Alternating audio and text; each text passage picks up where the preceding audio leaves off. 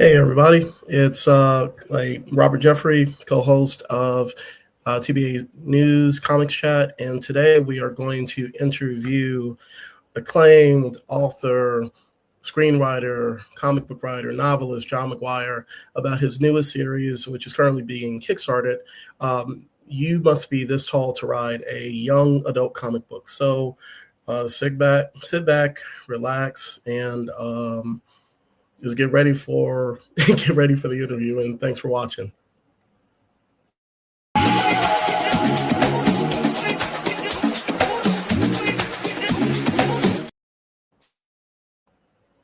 Hey, so I'm back. So I'm going to go ahead and introduce our guest for tonight. He is, like I mentioned, an acclaimed author, John R. McGuire. Some of his previous works include In Our Dreams Awake, The Echo Effect, The Crossing. I'm kind of partial to that one, and The Gilded Age if you love steampunk. But today we are going to talk about You Must Be This Tall to Ride, John's first, I think, foray into young adult comic books. So let's bring him on. I'm going to pull him. There you go. See, it worked. Technology for the win. Exactly. But yeah, John, welcome. Welcome to the show. Thanks for stopping by to talk about your latest project. How are you doing today? I'm doing good. I appreciate you having me on, man. Yeah, not a problem, man. Not a problem. We are big fans of your work here, and I know we've spoken about In Our Dreams Awake. I know at least the first couple of issues. So we've reviewed a couple of your books, and you and I go back a while, so I'm a big fan.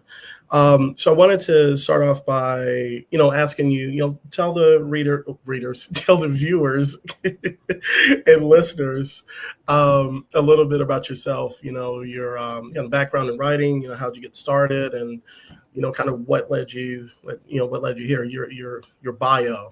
Sure, yeah. So I'm name's John McGuire. I live in Swanee, Georgia, which is just north of Atlanta.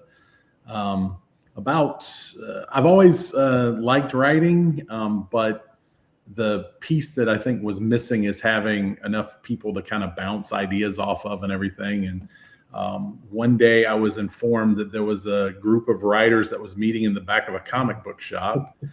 And so we started talking about screenplays and what have you. And that was the Dragon's Hoard in Atlanta. And then there was a moment where there was a group of writers and there was a group of artists all meeting at the same time, but not together. Yeah. And the comic store owner basically said, you two could talk, like you could actually interact with each other. And so we came up with the idea to do an anthology for Terminus Media. And that became a second anthology. And then eventually we decided to do some comic books, like actual, full issue type deals. And then, 4 issues of The Gilded Age later, I had the steampunk story that I had done. In the meantime, and for any artist out there, I don't mean to attack y'all guys, but sometimes it can be like herding cats to interact with some artists. So I had some ideas for novels. And so I actually got laid off as kind of a delayed part of the 2008 recession. And I pitched my wife an idea at dinner one night, and she goes, well, you should do that. You should write that. And I said, well, I only know the 2 sentences I just told you. She goes, well, you have time. So I finished the first draft of that in 4 months, the night before I started my new job. So I felt like it was a perfect situation. And so that was The Dark That Follows, which was my first novel. And then I've co-written one with J. Edward Neal called Hollow Empire. And then The Echo Effect's the last one I did. And but I, still keep coming back to comic books. So like you had mentioned, In Our Dreams Awake, which is kind of a fantasy steampunk situation. And then that led up to You Must Be This Tall to Ride. So you're like Al Pacino in Godfather 3. They keep pulling me back in. Yeah, a little bit, I love comic books. I mean, I've been reading since like 87. So there's a whole closet and a half upstairs that my wife wishes she had access to, as opposed to long boxes and short boxes of comics. But I can't help it. They got their claws in me early on. So I mean, it's that cool thing of and we've talked about this before. With doing a novel, it's just all you, right? Yeah. And it's not like we're saying like, oh, we hate artists, but it's that thing of you have nobody to depend on but yourself, and you can get the ideas out there, like ASAP. Sometimes, with doing the comics, there's a schedule, of the team and trying to get everything knocked out. So I like, and I told you before, I love the fact that you're able to kind of go between both worlds, with the novel writing and the prose fiction and the comic books. So that's a talent that many of us want to have, or just different way of writing. So that's a blessing. So congrats to you, with that. Thanks. I mean, as much as anything, it was kind of born out of that. Like you said, you kind of want to. If it doesn't get done, it's on me at that point, right? Mm-hmm. So, it definitely was a different muscle, and I'm still, I definitely have those days where I look back on what I wrote and go, "Oh, that guy can't write," and then I have other days where I'm like, "Oh, that's a good turn of phrase." So, you start arguing with yourself. When are you going to get it done? Exactly. The editor hates the writer version. Exactly. Of it, right? Like, it's just like writing nasty worded emails. Exactly. It's all bloody documents. What were you even thinking? So let's talk a little bit about, well, not a little bit, because we got time to fill. Let's talk a lot about You Must Be This Tall to Ride. Talk about the series. What is it about? Yeah, a little bit about the characters and kind of the the main impetuous, or the driving force to write the story, create it. Sure. Yeah. So You Must Be This Tall to Ride is, like you said, my first foray into young adult comic books. It is the story of a family who inherits a rundown amusement park from a long missing uncle. And so the parents kind of think that, hey, this could be a money-making thing. This could be something, that could be exciting for the family. And the kids are just trying to figure out what exactly is going on.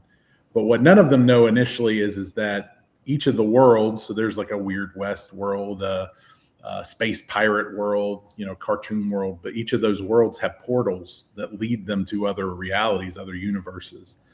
And the youngest, Connor, he gets lost during a game of hide and seek.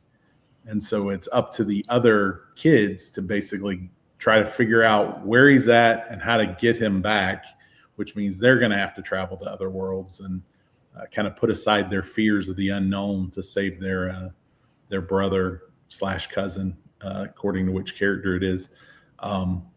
And really this whole thing kind of came out of this idea of, so, as you well know, when you do comic book shows or any kind of conventions, that you're going to have a lot of different taste, come up to you as far as what they like to read, what they don't like to read, what have you. And, so I have a steampunk and I have kind of a fantasy, cyberpunk book and maybe a sci-fi book, but I don't have anything that's really a little more geared to a slightly younger crowd. And so I would have, families come up and they would have maybe a 10-year-old, an 11-year-old with them. And they're looking through the stuff. Now, nothing I write is like crazy, extreme or something like that. But I definitely don't have that thing where I can just be like, this is perfect for this age group, Yeah. And so that was kind of the start of, I need to come up with an idea for them. And so, I don't know specifically at what point like it all crystallized into this specific idea, but once I hit upon the family and the amusement park and portals to other worlds, it just seemed to be perfect for that kind of genre.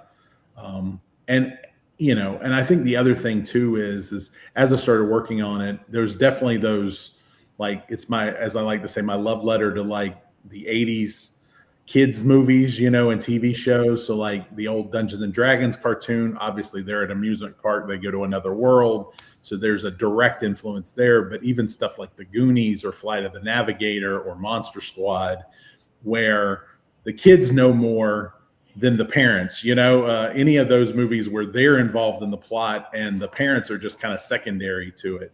What I like to call that kids on bikes genre.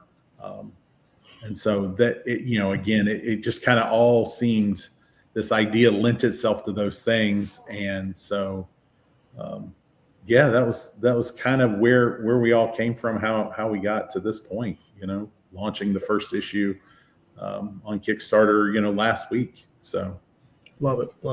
Yeah, it's funny because so John and I, we will be table mates or vending mates at conventions. And we were, I was talking about the Kickstarter. We were talking about the Kickstarter. We were talking about the book.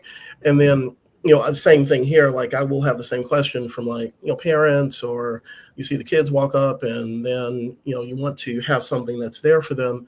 And the joke that I made was like, well, sometimes like, unless they're like 14 or whatever, I can't recommend Route 3 because it's just like drug dealing. Right, exactly. It's super heroics. And I'm not saying that's like the main, like, this is, my book is like a power episode or something, but it's that thing of you want to be respectful. Like you don't want to just be throwing, all the craziness at, an age, at somebody, someone of an age who's not able to deal with that. So, and the last thing you don't want to do is, let's say the parent buys your stuff, right, and then like they take it home and they flip through it and there's something in there, don't know what it is, but it's something that like bristles them. I mean, now like there's no chance of them ever being, becoming a fan of yours, buying other things that you're wanting to do, So it's that weird thing of like, and I know we've both done it where we really kind of walk them through. Yeah. This is what this book is about, and kind of flip through. This is the level of like, for Route 3 in your case, I've seen you do it where it's like, this is the level of superhero violence we're going to have. Like it is a superhero book, and I kind of do the same in the, with In Our Dreams or The Crossing or The Gilded Age, where it's like you flip through, you're like trying to gauge their reactions, right? Like, is this going to be okay? Because while at 11 and 12, I might have been reading some Stephen King novels. Whether I should have been, that's a separate story, right? Well, I mean, I always tell the story that my mom was showing us movies that we probably shouldn't have been watching. Like I remember watching New Jack City way before, it's just like I should have been. Right. So, but like everybody's parents aren't like that. So you want to be respectful. And make sure that you don't get a strongly worded post about, I bought a book from John McGuire and guess what? Exactly. There's so much steampunk violence. But so that, and then also, when you go to the comic book store sometimes, or if you go to different places, and it's bad. I don't want to say that it was bad, but I love seeing that there is a section for young adults and then younger children, and that way everybody's kind of getting, what they want, which is, or what they probably should be reading, at the appropriate age. So it's just like you're turning your table into like a mini comic book store, and offering something for everybody. And hello to your cat. What's your cat's name? This is Sawyer. I love it. He has decided to grace us with his presence, apparently. So awesome. But yeah. So that is I like that because, like I said, I'm trying to do the same thing myself. So that we can have books for like all ages.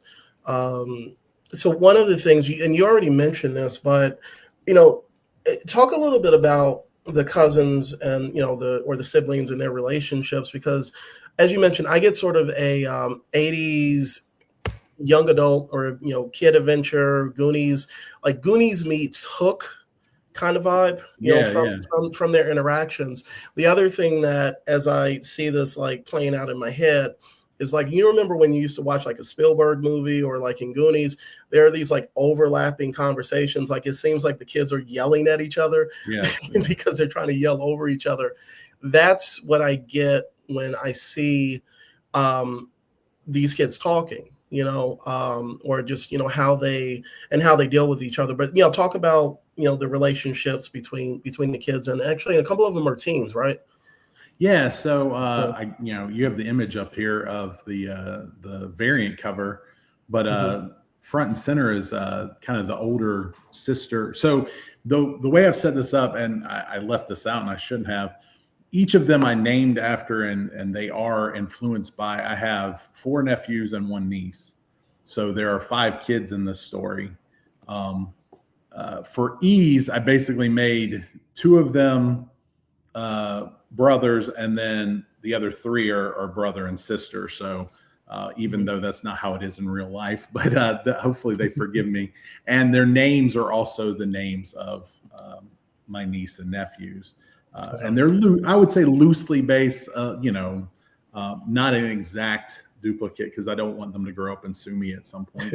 But so out front is Kennedy, and she's the oldest. She's going to be roughly 16, 17 kind of years old, and kind of has more of the attitude, as much as anything, is like this whole scheme that the parents seem to be on is not really what she had planned for her summer vacation. So she's got that annoyance factor, and also, just with a lot of little kids running underfoot, just, that general annoyed. Maybe I'm also, reliving some of my days with my younger sister a little bit, and then on the right side, to her left, but our viewing right, the dark-haired, taller kid in green is Destin, and he is 16. And so they're cousins. So it would be the 2 on the right, Destin and Abel, the one with glasses. They are brothers, and then Kennedy, and then on her right, to our left, Logan, and then the missing kid Connor are brother and sister. So it somewhat mirrors real life as far as Destin. My nephew is actually getting ready to graduate from high school, so he's actually outpaced this one. But he's, the way he is in the comic is a little more, he wants to be the take charge guy. He's definitely interacts with the younger kids a little bit more, but he's not the oldest. So, he's gonna, in some ways, have to defer to Kennedy in those cases. And then Abel, his brother, the dark-haired in glasses, in real life, my nephew Abel is a talker. He has never, I don't know how he breathes through the talking, he's just, so I tried to use definitely that part of his personality of just kind of the download of information, which actually as a writer makes it a little easier when I need to explain a bunch of stuff real quick, or there's actually a moment in the second issue where they get asked, somewhat spoilers because 2 of them happen to be in another world. They get asked, what the heck's going on? How did you get here? And it allowed me to kind of recap the first issue very early on in the second issue, but in a very organic way, because he basically, just about, I told the letter, he didn't have to resort to this, but I told the artist originally, don't draw any background in this panel because there's a lot of words coming and I don't want to cover them up. Right.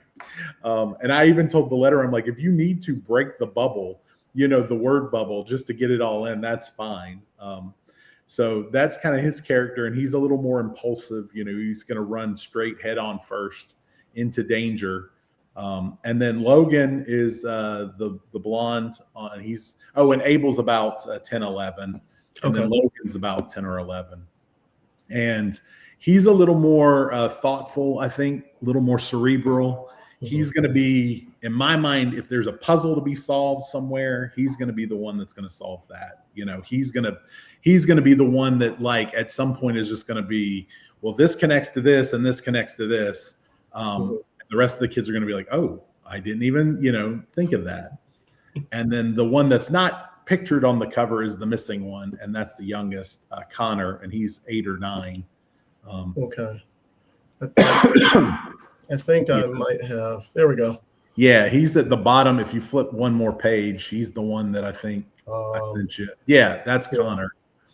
Gotcha. Okay. So he's the MacGuffin of the story. Going missing and hide and seek is caused all this to happen.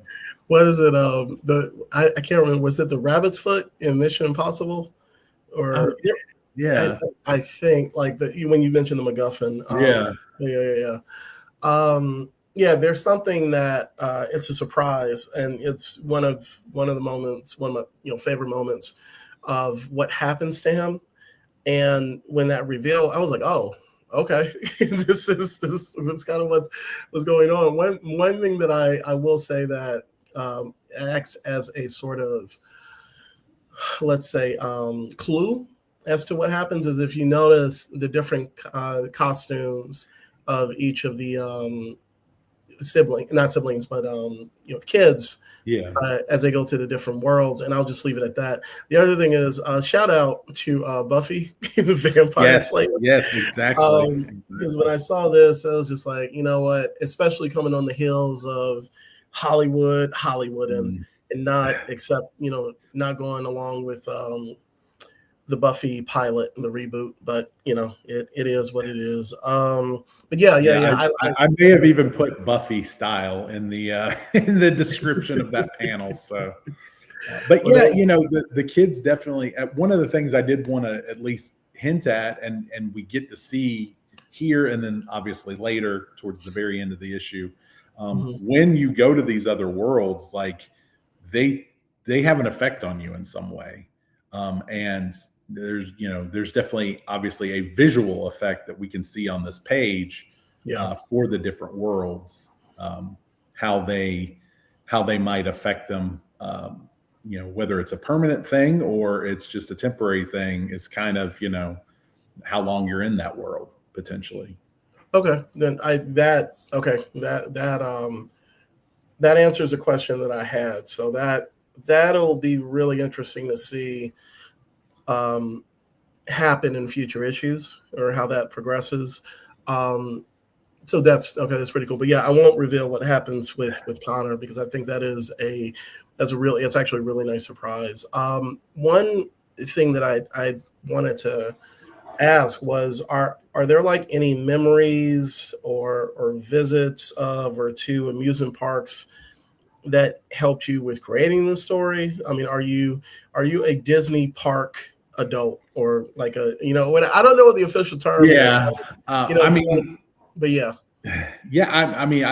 I love amusement parks. Obviously been to Disney a handful of times in my life. We actually, with the nephews, went to Disney. Was that 2019? I think so. Pre-COVID. That was the last time we went there. Yeah, it was very interesting. It was neat to see it through their eyes. The younger ones were probably a tiny bit too young, I feel like, but Destin was, I think he might have been 12 at that point. And the funniest thing was we were at I don't know if it's still called this, Hollywood Studios, MGM Studios, whatever that one's called as part of Disney. And they have the Aerosmith Rock and Roll Express or your roller coaster. And Destin, especially at that time, was a little indecisive, a little fearful, And so we were asking questions about that one. He wasn't entirely sure. They had, one of their guest helpers out front, and we kind of had her, tell him exactly what's going to happen. But we convinced him. We're like, hey, let's do this. Let's get on the brave face or whatever. And afterwards, I go, so how'd you like it? And he goes, I don't know if I'm triggered or I'm just super excited right now. So, but yeah, and then locally we have Six Flags out west, the west part of Atlanta. And, growing up, I feel like we went at least once a year, if not multiple times. Certainly once I got to high school, we went 2 or 3 times during the summer. It seemed like, with my friends and everything. I love roller coasters in general, so um, I think a lot of that. I think the idea, because all these places have those different worlds that you can go to, and Yeah. whether it's Disney or whether it's Six Flags, for a long time, I don't know if they still do, but had like the Looney Tunes characters, Yeah. or later, Yeah. they had the Batman stuff or Superman. So you definitely had those like other worlds that you could kind of act like you're going into, and obviously Disney does a great job of that, trying to immerse you in those worlds. So I think all that just, being a writer, you have ideas that kind of are at the back of your mind, and if you just let them kind of ferment back there, occasionally, they'll kind of coalesce together into something kind of greater than their individual parts. Yeah. I mean, I think that's, like you said, Disney especially, because, when we went, it's like the one time we went to Disney World, you're in that kind of main square, old Americana, type of main area. And then if you go somewhere else, it's like Tomorrow World or Tomorrowland. And I think there was the Bayou or whatever. So it's just like you get immersed in these different worlds. And it's cool. It's this thing of like having a little bit of something for everybody. And then if you go to the adjoining parks, which costs more, whatever, you can like, it's like, now it's Avatar. You can go with the Navi. I was like, whoa. And then you can, I think where Epcot Center is, that's where they have more of the international, kind of flavor.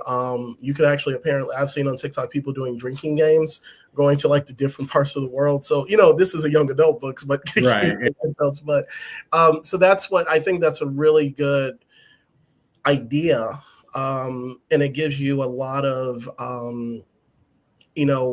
territory, to cover. I think because like when you look at the map, this is amazing, right? You have, and what are these different lands? Actually, I know like this is it's a little blurred out, but like, what are these, starting from here, what are these different worlds or lands? So that's Superhero World up at the top. And then we have the Weird West. And so that would be like a steampunk, kind of deal would tie into that as well. Okay. And then we have more of a fantasy, straight on kind of fantasy world with the dueling dragons, roller coaster and stuff. And then below that is the Space Pirates. Okay. And then at the last one is kind of the cartoon world. Okay. Nice. So again, like a Looney Tunes, Disney style thing. And so I kind of wanted to have just hopefully different feels, through the course of this first 4-issue story. We're going to spend some time in the fantasy world. We're going to spend some decent time in the space pirate world. And then we're going to touch base on maybe a couple of other ones. But I don't want, I feel like, kind of like you said, there's a lot of possibilities. I mean, right. What kid doesn't want to be a superhero, right? Mm-hmm. And like, what powers are they going to get? And, how is that going to potentially help them overcome whatever the big bad is for the story?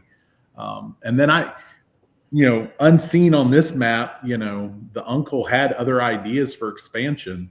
So if I ever get to tell more and more stories, I have a few other worlds that might pop up at some point, down the line, but that, getting ahead of myself there.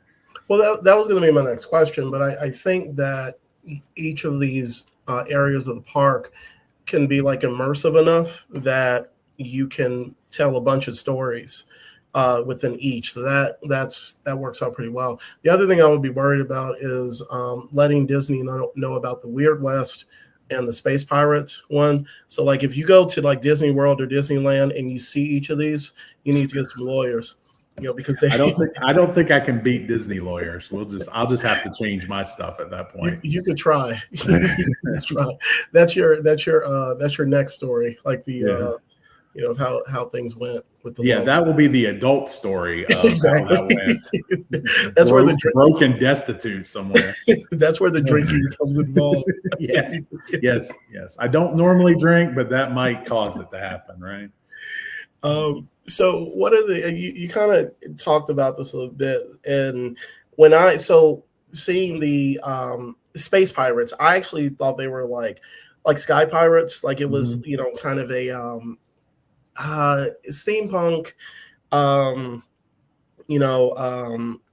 was about to say dirigible, but pirates in the air, like air pirates or something. So that gives more a better context to it with the space pirates. But when I saw sky pirates, I was like, yes, this is my ish.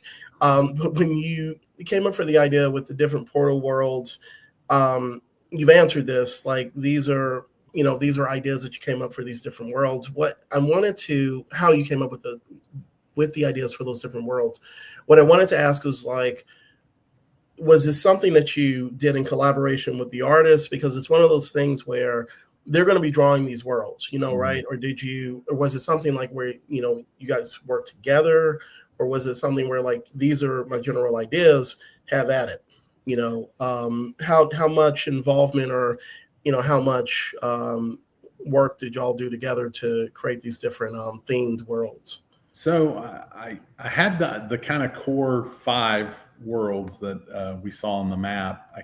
I roughly had that idea, and it honestly, it was as much from a selfish reason of being able to tell different types of stories, right? Being able, hopefully this thing is, 60 issue stories and all this stuff, and being able to mine them for as much as they're worth. And I wanted, but I also, working with artists, like I wanted to be mindful of what type of things might an artist want to draw, or how could I make something that, Ivan is the artist on this book. And, I don't want it to be a case where, okay, well, we've spent 3 issues in one area and I've had to draw 17 horses and, and like, it's just, you get bored. I don't want that to be the case. So again, it might be a little bit of a cheat, but, if I'm bouncing between the real world and at least 2 of these worlds through the first 2 issues, that gives him something new to draw every few pages, a different, slightly different look, different style potentially. So obviously once he sees the words on the, on the screen, the page, he can then, start developing it. Originally, one of the things I did do is and it's one of the pages I think I shared was with the shot of the space pirates and the kind of battle where they're going ship to ship. And that wasn't in the original script, but just reading everything, I felt like we could really use like a big splash kind of page, to show a little bit better. And I think, to let him flex his artistic muscles a little bit too. I feel like, hopefully that makes the projects more enjoyable for the art team. Yeah, it feels like it's Ivan Chandra. It's Ivan. Yeah. But he goes by, and I may butcher this. It's Razy is kind of his Ivan Razy, Rehzi. Okay. Yeah. So it shows that he's having fun, right? With the book. And I wanted to ask, can you talk a little bit about the creative team, beginning with the artist, or Razy, and please forgive me if I'm mispronouncing it. Yeah.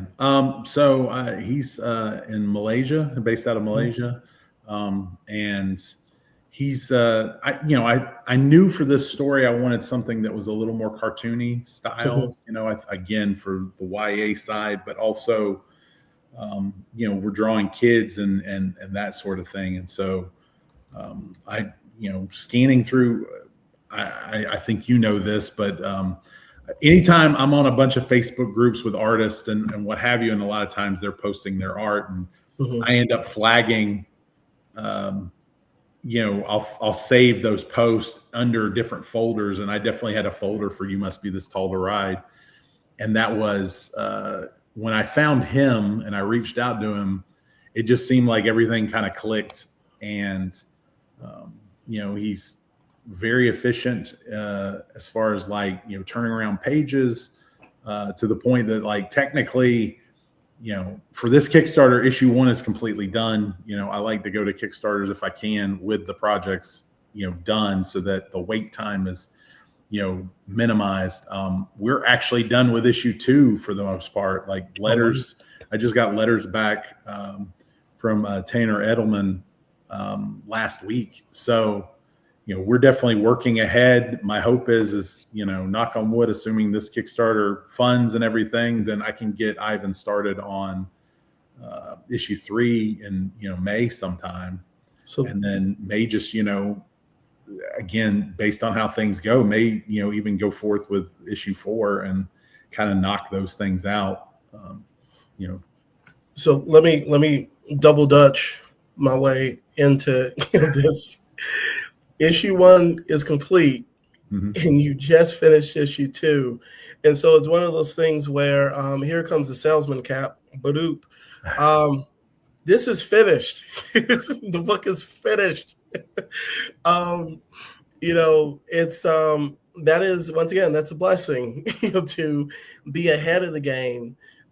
So once it finishes or completes, there'll be digital copies going out, and then print copies, I would say shortly thereafter. So that, I'm just going to say it again, it is finished.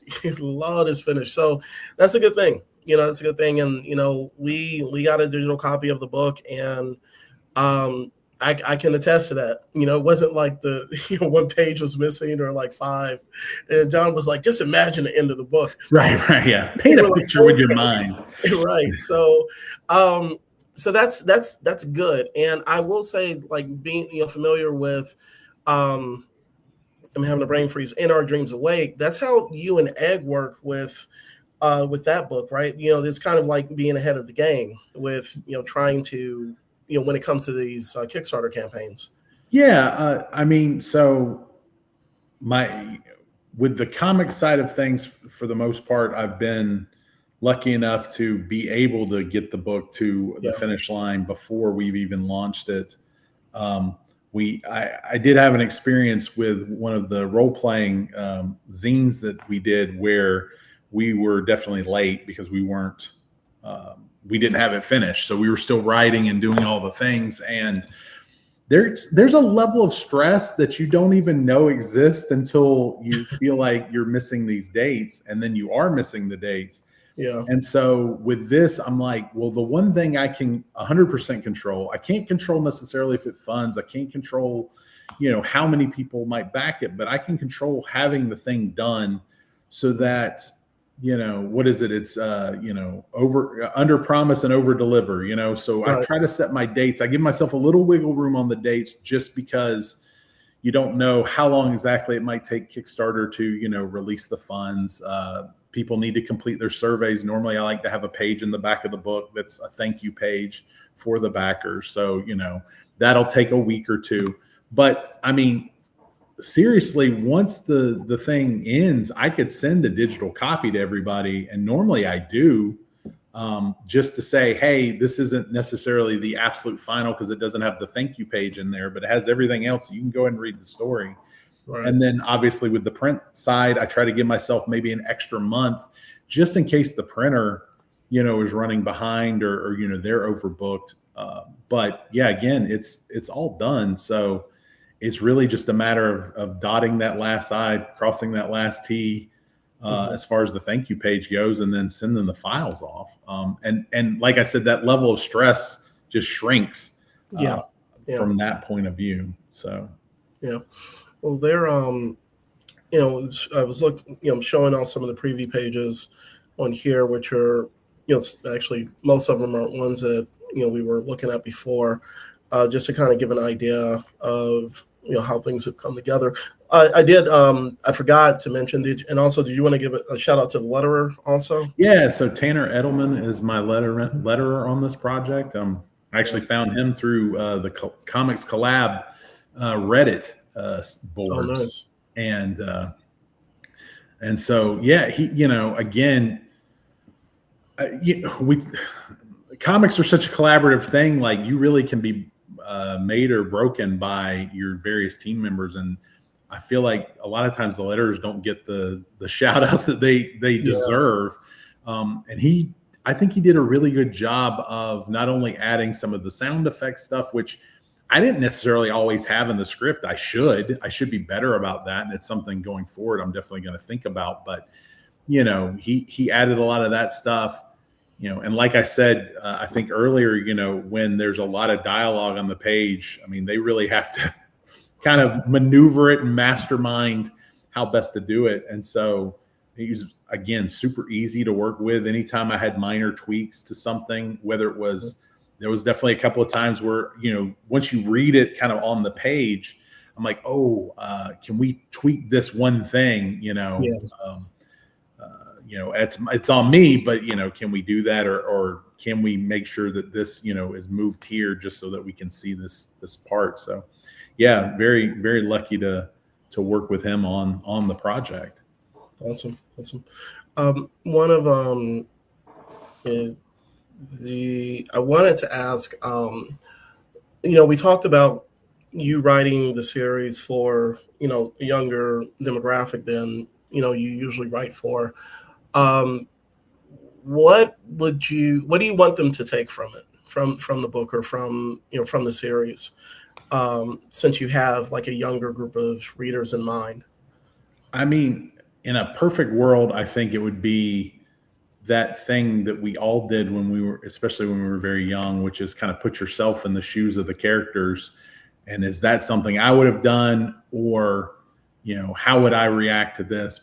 But then the next step is when they go to these other worlds, my hope is that, like, a kid's imagining, like, what would they, what would change, what happened to them, what power would they get, or, that type thing. And I, at the end of the day, I really just want them to enjoy the story. And like, if they can, if I could have a small piece of helping them have, a closet upstairs in their house when they're 50, that has way too many comics in it. I mean, that would be a victory too, right? Like, right.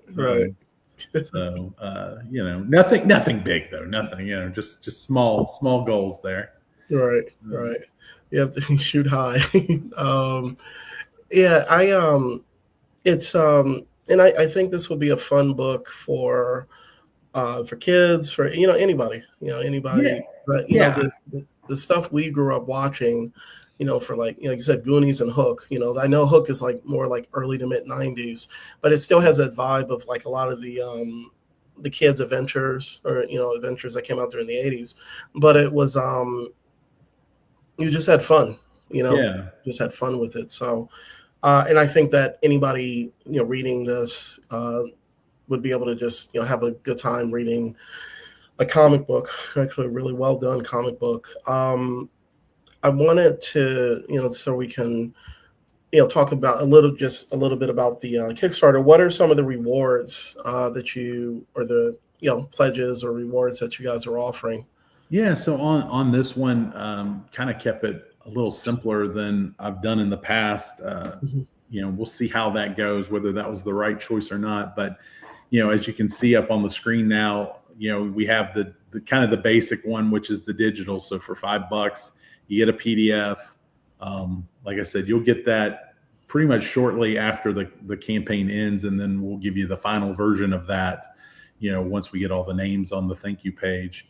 And then you have, kind of Ivan's cover there for $10. And then we have a variant cover for $15 from Amari Morales.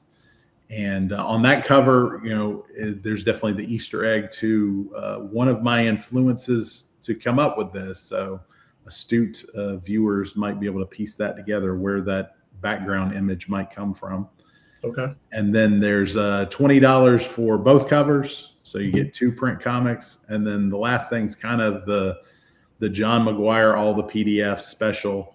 So you get all 3 issues of In Our Dreams Awake. You get the full 4 issues of Gilded Age and the first issue of You Must Be This Tall to Ride. And potentially I might even throw a couple other black and white, 8-pagers in there, since I have those from the old days. But wait, there's more. Yeah, so there is the option to potentially do some add-ons once so if you just want the comic and then you want things in print, there are ways to do that. So you can get the Gilded Age graphic novel for the $20 or $5, I think, for any of the In Our Dreams Awake issues, any of the covers, and that's pretty much all of them. So we did 3 for the first issue, 3 for the second issue, and then 2 for the third issue. And then if you really want to get your reading on, you can get signed print copies of my 3 novels as well as add-ons. There you go. Yeah, so you can get a lot of stuff, which is really good. I was, so right now we've got 22 days left to go, and you're looking at 500, raising 500. Yeah. So I'm sorry. It's really to kind of cover the print costs more than anything. Yeah. I mean, I've put a stake into it to get it done, and this is my thing now. Obviously I'd love to do, get more than that, and that would help, fund issue 3 and issue 4 down the road. And, I have some ideas for some potential stretch goals, whether it's like a coloring book, on these images, or, like a token, like a chip, that would be for the rides, some postcards. So there's a few options that are, I don't know which one I might roll out first, but, to help push that number up and up as we get, past the 500 and onto bigger and better things. Yeah. My goal for today is to get you up to 20 backers. That would be great. Yeah. That would be awesome. So like we're, 22 days left. We got some more money to raise. I'm trying to do the math in my head. Right. Yeah. But like you're at 310. So you're over halfway there, right?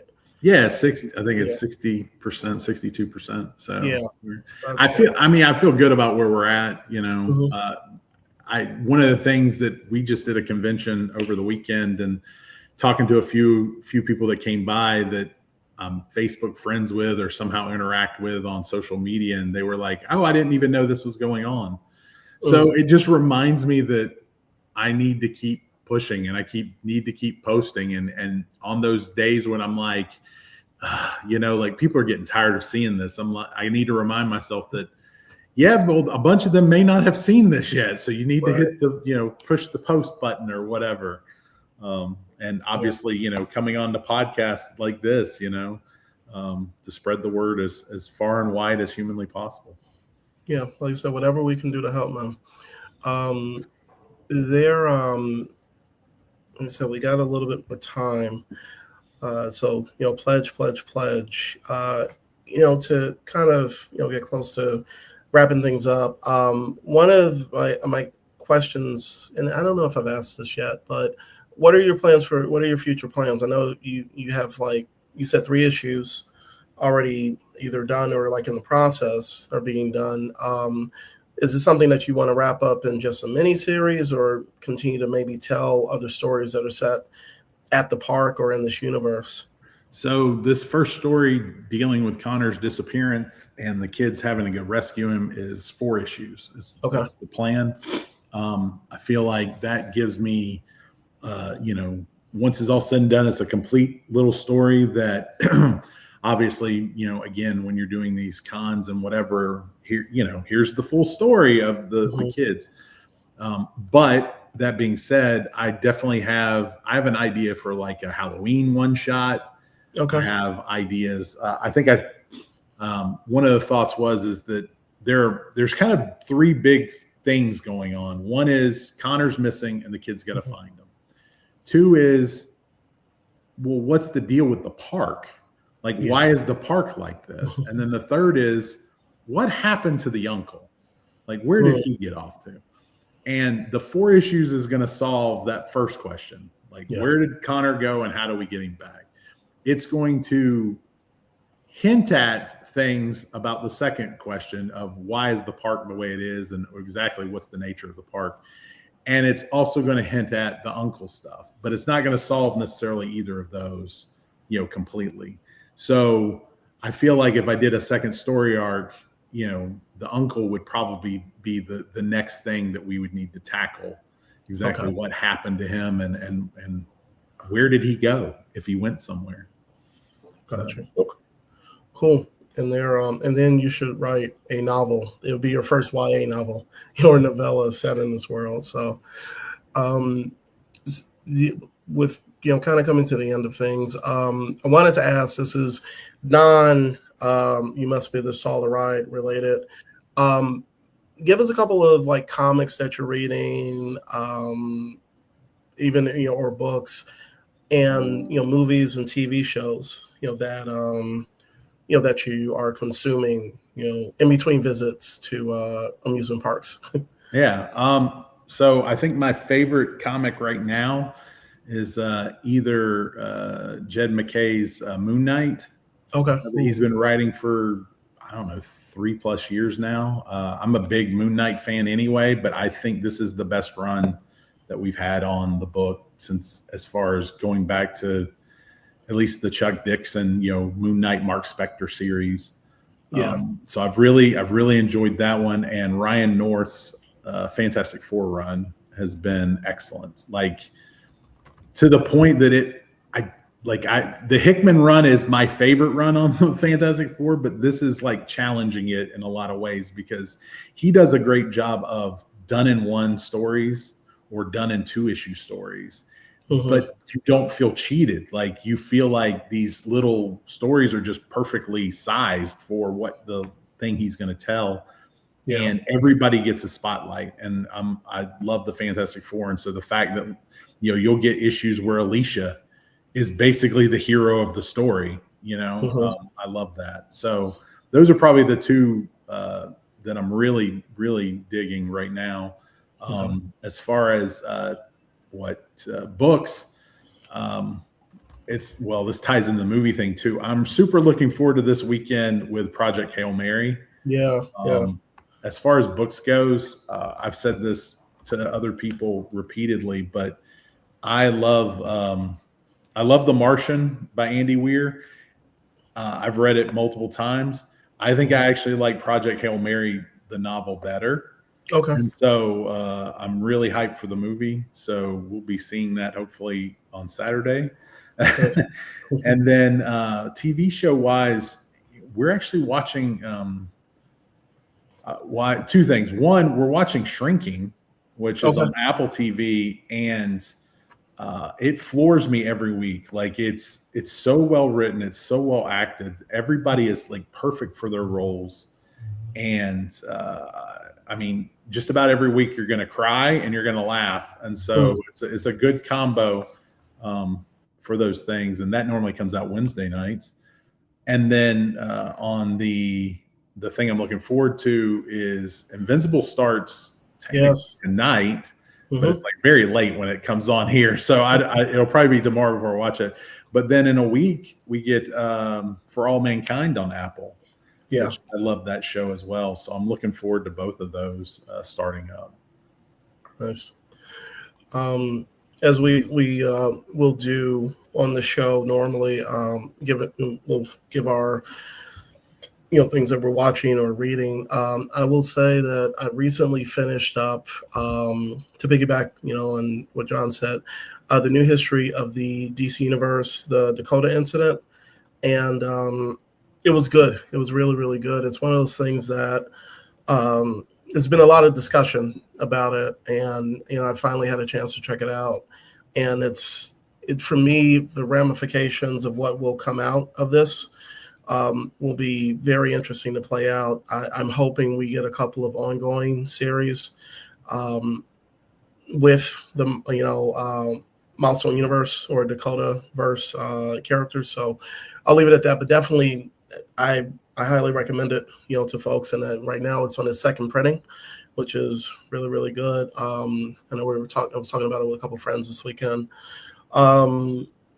And watching, it was funny because right before you jumped on the interview, we were finishing up the season finale of Cross, season 2, which just got announced that they're getting a season 3. So if you enjoy the first season, if you enjoy the books, I highly recommend watching it. It is a really good mystery thriller, and this season really hit home with a lot of in the news stuff, and I'll just leave it at that.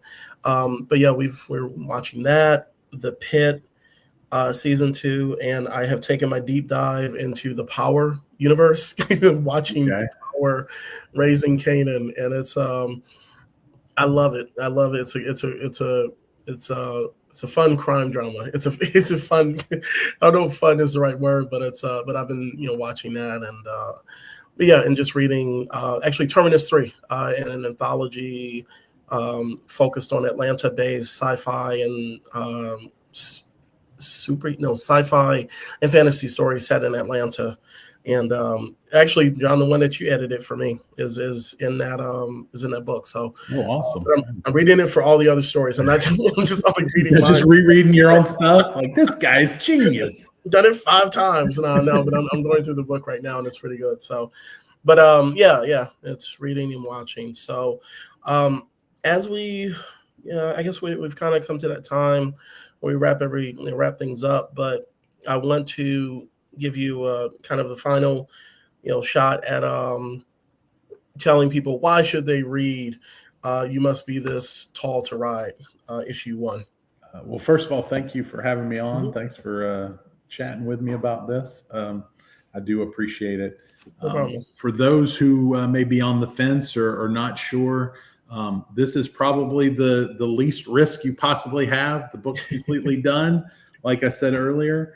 But I think just if you want kind of a fun ride that maybe reminds you of when you were younger yourself and had those dreams of having powers and going to other worlds, and every day was, maybe one day you were Luke Skywalker or Han Solo, and the next day you were Optimus Prime, and the next day you were He-Man. I mean, that's kind of the feel I want to go for with this comic and the series, is trying to tap into that kind of not only just nostalgia, but that like anything's possible, right? And these kids trying to figure out where their younger sibling is, having to overcome their own fears, their insecurities, and eventually have to stand up to the big bullies that so hopefully that's a nice lesson too, is somewhere buried in there as well. Suck them in the nose. Exactly. It's the only thing you should take from this, kids. But yeah. Well, good, cool, man. Let's give your socials where people can get in touch with you or reach out to you. Before we wrap things up. Yeah, so I'm it's johnrmcguire.com is my website, and you can find some of my musings week to week and all the stuff, the novels, the comic books. I am on Blue Sky as John. I'd have to look and see. I don't have it handy, but it's definitely, if you look up John McGuire, you'll see me. I'm on Instagram as well. But I would say my website is probably the key spot, and then you can kind of migrate out from there. Cool. Well, thank you again for coming through and for talking about the book. And we are going to get this fully funded, but folks, there's time to pledge at any level. You can get comics, you can get books, you can get comics and books, digital and physical. So the robots haven't taken over completely, so you can still get stuff in print. So, but support, and we thank you all for watching, and spread the word. Yeah, thanks guys. Yeah, thank you.